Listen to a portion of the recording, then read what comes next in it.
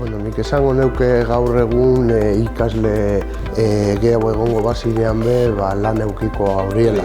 Aurkitu nuen lana superazkar. 5 urte egon nintzen duala egiten, Ilunbe enpresan.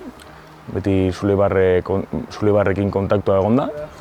Limaia atara nagoen, gero praktikekin hauzen enpresa baten, eta hor enpresan emoioztien lana udarako eta hori, baina goi maila egin gure nagoenez, de buelta nintzen barriro hona, eta hori hor nabile goi mailako ataraten. Eta hain gelditu naiz hor enpresan lanien momentuz. Pasau dut gradu superior beste batera, diseinora, ze bai asko gustatzen zitzaidan eta nau hemen 5 ordu, eta gero han 3. Eta gero bai egiten dut hor praktikak ja 8 ordu, praktika normal batzuk bezala.